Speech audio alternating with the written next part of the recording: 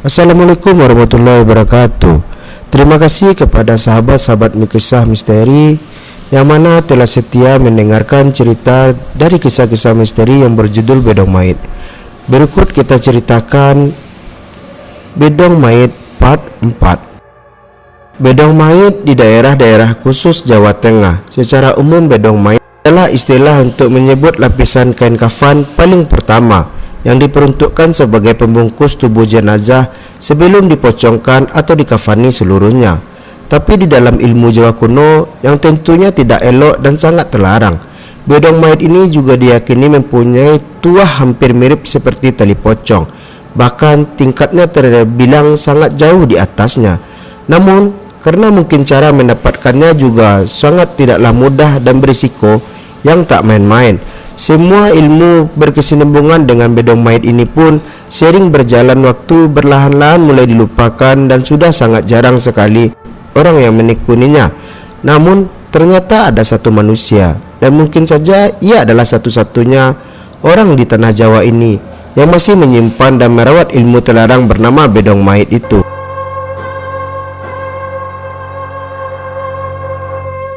Bedong Mait part 4. Masih di malam yang sama, di rumah Mbah Mangun, tampak wajah yang resah dan gelisah. Berulang kali ia juga terlihat keluar masuk dari rumahnya, yang mana itu Mbah Mangun lakukan untuk melihat keadaan sekitar gapura desa Turi yang kebetulan cukup terlihat jelas dari teras rumahnya. "Sudah Pak, jenengan itu tidur saja. Sudahlah malam loh ini, malah warawiri ndak jelas," kata Mbah Sulami, istri Mbah Mangun, ketika melihat Mbah Mangun yang kembali masuk lagi ke rumahnya. "Bentar Bune, cuma mau memastikan saja, apakah mereka benar-benar bisa bertahan?" jawab Mbah Mangun. "Halah, demit kok ditungguin, ini sudah jam 12 loh," anggap Mbah Sulami dengan kesal. Namun ia tetap saja kembali duduk di ruang tamu itu dan tidak mau meninggalkan suaminya gelisah sendirian. Emoh sampean ini apa ndak ngerti kalau saya ini takut," kata Mbah Sulami, dan segera ditanggapi oleh Mbah Mangun dengan syarat jarinya. "Subune, dengar ndak?" kata Mbah Mangun. "Dengar apa sih Pak? Mbok jangan takut-takuti loh," kata Mbah Sulami yang terpenjang bangkit langsung memegang lengan suaminya. "Itu loh rame-rame di luar," kata Mbah Mangun, yang seketika Mbah Mangun dan Ibu Sulaimi mau tak mau harus turuti dan mencermati. Dan benar, samar namun jelas terdengar dari telinga Mbah Mangun dan istrinya suatu riuh keramaian yang tidak bisa dijelaskan. Sumber tak jauh dari depan rumahnya, dan patut diduga itu pastinya berasal dari sekitaran kapura desa yang jaraknya tidak sampai 100 meter dari rumah Mbah Mangun. Mbah Mangun ingin segera keluar untuk memeriksa, namun Mbah Sulami langsung mencegah. "Mbok sudah tuh Pak, ndak usah dilihat," cegah istri Mbah Mangun sembari menarik lengan suaminya itu. Mbah Mangun pun terus keluar dari rumahnya, tapi mereka juga tak segera beranjak dan malah masih mencermati suara riuh ganjil itu di ruang tamu. Hingga beberapa saat setelah itu, secara berlahan suara riuh keramaian itu seperti semakin mendekat di pendengaran mereka. "Kok makin jelas ya? Sudah toh Pak, kita masuk kamar saja," ucap Mbah Sulami yang saat itu kelihatan ketakutan. "Sek Bu, ini kalau sampai berhenti di depan rumah kita bisa celaka," tanggap Mbah Mangun. "Terus mau gimana sih?" ucap Mbah Sulami yang setelah itu segera diantarkan oleh Mbah Mangun untuk masuk dulu ke dalam kamar karena suara keramaian itu benar-benar terdengar semakin dekat dengan rumahnya. "Sudah Bune, sampai tak antar masuk ke dulu aja," kata Mbah Mangun dengan singkat, sembari sedikit mengeret istrinya masuk ke dalam kamar. Mbah Mangun pun kembali beranjak meninggalkan istrinya dan sembari menenteng sapu gerang, sapu lidi yang sudah dikikis, Mbah Mangun pun keluar dari rumahnya untuk menghadapi keramaian ganjil itu. Dan memang benar dugaannya, karena ia yang saat itu baru saja keluar dari rumahnya segera diperlihatkan oleh pemandangan ganjil. "Astagfirullahalazim," kata Mbah Mangun yang saat itu masih berdiri di lantai teras rumahnya. Melihat itu, Mbah Mangun hanya bisa berzikir di dalam hatinya sembari meremas sapu gerang itu dan yang dia genggam untuk menata dan mengumpulkan keberanian. Sebenarnya Mbah Mangun sudah sedikit terbiasa melihat lelembut atau semacamnya. Tapi untuk kali ini sepertinya apa yang tampak di matanya sudah di luar dari kebiasaannya. Karena pemandangan ganjil itu nyata-nyata tidak hanya satu, tapi berupa gerombolan berbaju putih yang tampaknya tinggal beberapa meter lagi akan benar-benar sampai di depan rumahnya. Tak ada jalan lagi. Mbah Mangun pun memaksakan diri turun ke jalan untuk menghadap gerombolan lelembut itu agar tidak sampai masuk ke desa lebih dalam lagi. Walau dengan sedikit ragu, Mbah Mangun pun berdiri di tengah jalan dan langsung mengancungkan sapu gerangnya yang dia bawa ke arah para lelembut yang melayang-layang di depannya itu. Dan sama sekali tak ia duga, ternyata usaha serampangannya ini malah berhasil membuat rombongan ganjil itu berhenti mendekat dan perlahan mundur menjauh. Mbah Mangun malah sempat merasa heran dengan dirinya sendiri. Bagaimana cara sapu garang ini bisa menakuti lelembut sebanyak itu? Entahlah. Batin Mbah Mangun di antara degup jantungnya yang masih kencang itu. Bersamaan pula dengan suara riuh ramai ganjil yang terasa semakin jauh dan akhirnya menghilang itu, ia pun menghela nafas sembari berjalan kembali ke rumahnya dengan tubuhnya yang ternyata masih saja gemetaran. Lama tidak seperti ini, ternyata saya sudah tak senekat dan seberani dulu, ucap Mbah Mangun dalam hati beberapa saat setelah ia kembali masuk ke dalam rumahnya. Singkatnya, malam itu pun berlalu begitu saja dan berganti dengan pagi yang cukup tenang. Kabar baik pun segera tersiar hari itu, perihal dawuh ketika sesepuh yang sepertinya berhasil menghentikan teror itu. Alhamdulillah Mbah, saya semalam sengaja tidak tidur dan sampai subuh saya sama sekali tidak mendengar wilwo maupun ketukan seperti biasa, kata Pak Crik yang pagi itu sudah berada di rumah Mbah Roso untuk melaporkan hal itu. Mbah Roso mengernyit heran. Oh, berarti Dedemit itu hanya mendatangi saya. Batin Mbah Roso yang semalam ternyata juga mengalami hal serupa seperti Mbah Mangun. Oh iya, syukurlah kalau begitu, tanggap Mbah Roso yang saat itu mencoba mendukung pernyataan Pak Crik walau sambil menyimpan keraguan di dalam hatinya. Tapi untuk agenda pencarian bedong mayat itu tetap harus kita teruskan loh Pak Crik. Saya merasa kalau ini hanya bersifat sementara, tambah Mbah Roso yang terjeda oleh kedatangan Parmin si penggali kubur. Dengan wajahnya yang pagi itu tampak pucat, ucapan Parmin di ambang pintu rumah Mbah Roso yang langsung disambut untuk turut duduk bersama Pak Crik yang sudah datang terlebih dahulu. Kita berhasil Kang Min. Jimat yang semalam kita kuburkan itu berhasil menghilangkan gangguan yang sudah bertahan di desa kita selama berhari-hari, ucap Pak Crik kepada Parmin dengan senyuman lebar, yang mana tak lama kemudian justru ditanggapi Parmin dengan wajah yang lesu. Ya, memang benar Pak Crik, Krameleo dan kawan-kawannya tidak lagi berkeliling di desa, tapi semalaman saya benar-benar dibuat tidak tidur karena wilwo itu tertahan di dekat rumah saya dan di tengah malam sampai subuh, kata Parmin dengan muram, yang malah ditanggapi Boros dengan terkekeh. Oh alah Min, saya baru ngeh kalau rumahmu itu tidak terlalu jauh dengan mulut jalan menuju Lembah Pati. Ya jelas kalau Kremleo itu tidak bisa masuk, pastinya memang akan bertahan di jalan itu, kata Mbah Roso yang membuat Parmin hanya bisa menghela nafas sembari berkata, sudahlah, sudah terlanjur juga, hitung-hitung berjuang untuk desa ini. Tapi Mbah, kalau bisa ya jangan tiap malam seperti itu, bisa-bisa saya malah pindah di desa ini, kata Parmin. Tenang, sedang kami urus kok, tanggap Mbah Roso. Mereka pun sejenak berbincang-bincang di pagi itu, hingga sekitar 30 menit kemudian Pak Crik dan Parmin pun berpamitan, masih di rumah Mbah Roso. Tak lama setelah Pak Crik dan Parmin pulang, Mbah Garis yang beliau adalah istri dari Mbah Roso pun keluar dengan membawa nampan yang berisi 3 gelas kopi yang panas. Saya kan bisa buat sendiri, lagi pula Parmin sama Mas Crik juga sudah pulang kok, kata Mbah Roso sembari bangkit dan merebut pelan nampan yang sedang dibawa oleh istrinya itu. Mbah Garnis adalah penderita katarak yang cukup parah.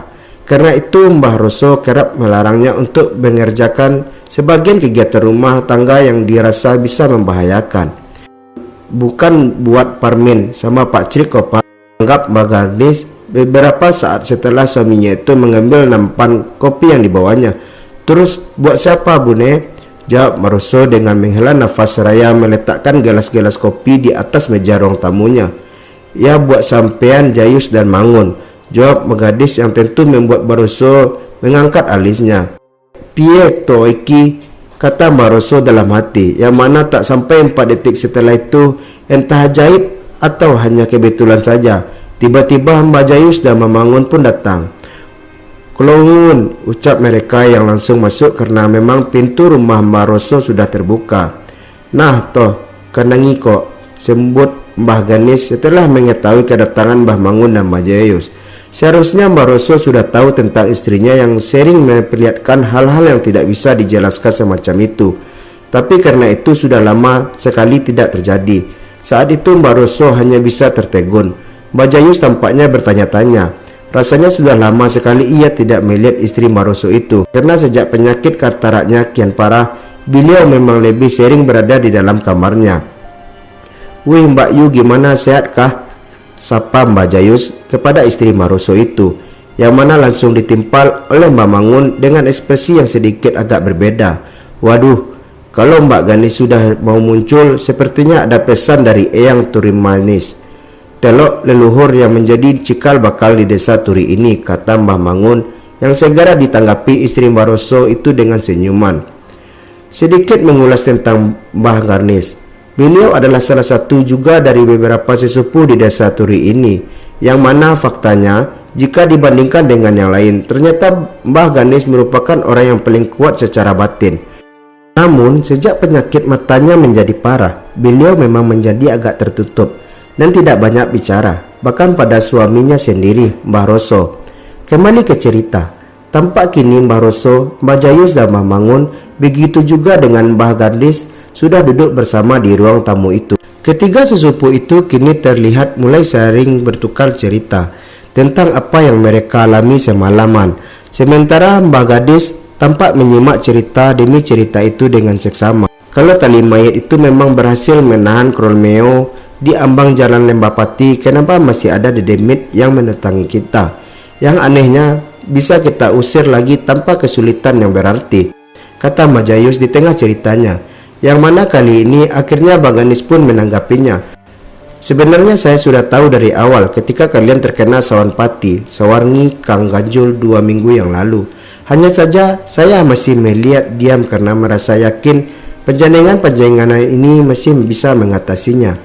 Dari awal teror setan Poncolo, hantu pengetuk yang berlanjut dengan Kromeo, harusnya kalian sudah tahu, satu-satunya kekuatan yang bisa membangun 2 penunggu lembah pati itu hanyalah Bedong Mait," ucap Maganis yang setelah itu kembali berkata, "Yang aneh itu yang tadi malam, para dedemit yang mendatangi kalian itu kan pasukan kalian sendiri.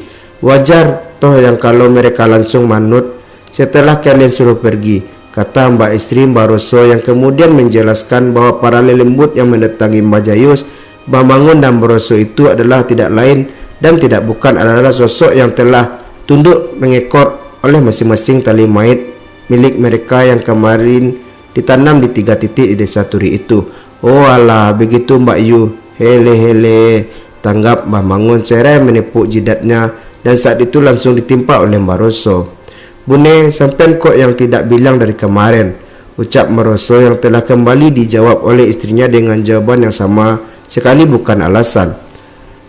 "Lowong, saya baru ingin ngomong sekarang kok," jawab Mbah Ganis yang hanya bisa membuat Maroso menggelengkan kepalanya. "Ya sudah Mbak Yu, apa yang harus kita lakukan sekarang?" tanya Mbah Jayus yang tegas dijawab oleh istri Maroso itu. "Sekarang, hari ini juga, sampean ke rumah Kang Ganjul. Carilah Bedong Mait itu, sampean ketemu, dan saya yakin 1000% Darwis tidak menjalankan wasiat kakeknya. Ketemukan saja dulu, kalau sudah serahkan keputusan pada keluarganya. Ada 2 cara. Pertama, tentunya mengubur benda itu di pusara Kang Ganjul. Atau yang kedua, jika keluarga dalam hal ini adalah Darwis dan Dirja tidak berkenan menggali lagi makamnya, serahkan saja kepada mereka dan menyimpan, tapi jangan lupa ajarkan juga mereka perihal cara untuk merawat barang itu," terang Bang Ganis yang kemudian berkata kalau ia lebih menyarankan untuk cara yang pertama. Sebisa mungkin arahkan Darwis dan ayahnya itu Bahkan cara yang paling tuntas adalah dengan menguburnya. Tapi kalau barang itu tidak bisa langsung ditemukan hari ini bagaimana? Tanya Mbah Mangun. Ya, cari saja dulu sebisa mungkin. Karena tali mayat yang sudah ditanam itu tidak akan bisa bertahan lama membendung semua ini. Kita harus bertindak cepat sebelum lelembut-lelembut dari tulang bedong mayat itu muncul betah di desa ini. Jelas Mangandis yang tak lama kemudian kembali mengatakan, ini belum 40 hari. Saya yakin entah dengan cara apa dan lewat siapa, Sorangi Kang Ganjul pasti akan memberikan petunjuk soalan di mana bedong mayat itu. Tukas Mbah Gadis di obrolan pagi yang sudah menuju trik itu. Singkatnya, siang itu juga Mbah Jayus Maroso serta Mbah Mangun pun segera menemui Darwis. Yang mana sesampainya di sana, tampak cucu Mbah Ganjul yang sepertinya sedang berada di dalam obrolan serius bersama satu temannya yaitu Pak Ijo. Dua pemuda itu tampak gugup setelah para sesepuh ini masuk begitu saja tanpa mengetuk pintu. Gimana Le, sudah kamu cari kain rombeng itu? Tanya Mbah Jayus tanpa berbasa-basi. Yang ditanggapi oleh cucu Mbah Ganjul itu dengan mempersilahkan para tetua itu duduk terlebih dahulu. Monggo, silakan duduk, jawab Darwis dengan agak sedikit gelapangan. Temannya Pak Ijo juga terlihat gagap dan gugup. Pasalnya topik obrolan serius yang baru beberapa detik lalu mereka bicarakan asal tentang ketiga sesepuh itu. Sudah Le, jujur saja, kami sudah tahu dan kami juga tidak akan marah kok, kata Mbah Mangun berapa saat setelah semua orang duduk. Kamu kan sudah kami weling, Tole, setelah Mbah Jayus yang kembali dijawab oleh Darwis dengan berbagai paparan dengan harapan agar dirinya tidak perlu dipojokkan. Di dalam perjelasan, Darwis mengakui kalau awalnya ia memang tidak begitu percaya dengan soalan ini. Bahkan ia juga tidak yakin kalau mendiang kakeknya Bang Ganjul benar-benar serius dengan wasiat kain rombeng itu. Toh terakhir ia mendengar kakeknya berwasiat kepadanya 3 tahun lalu, jauh sebelum kakeknya itu meninggal. Saya coba ingat-ingat, terakhir Mbak Kakung membicarakan itu ya 3 tahun lalu, sebelum beliau sakit, dan sejak sakit Bang Kakung tidak pernah lagi membicarakan hal itu sampai beliau meninggal, kata Darwis di tengah paparannya. Yang mana setelah itu ia menjelaskan bahwa sekarang pandangannya telah berubah. Tapi dengan semua kejadian belakangan ini yang bahkan sempat saya sendiri juga mengalaminya, saya benar-benar menyesal Mbah. Sebenarnya rasa khawatir itu sudah terasa dari ketika Mbak Kakung akan dimakamkan.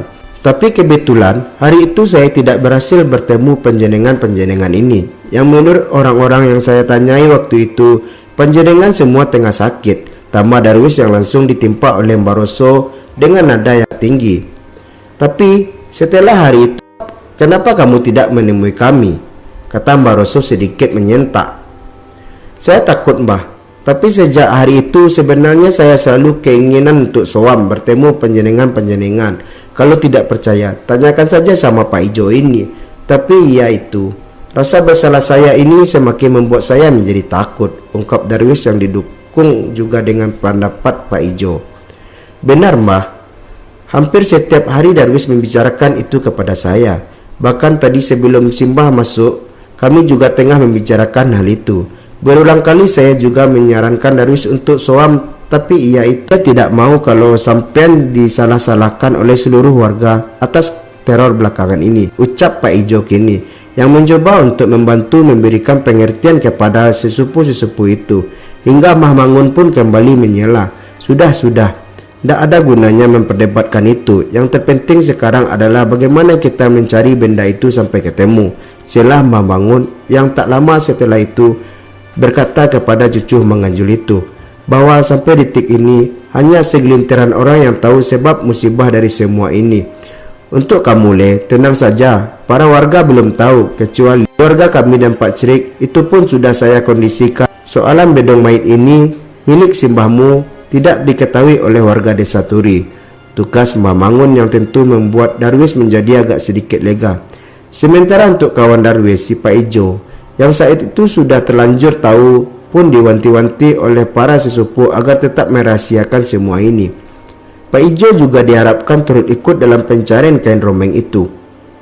Kalau kamu mau, ikut bantu kami mencarinya Jo. Dan ingat pesan kami, jangan sampaikan ke orang-orang desa perihal bedong mayat ini.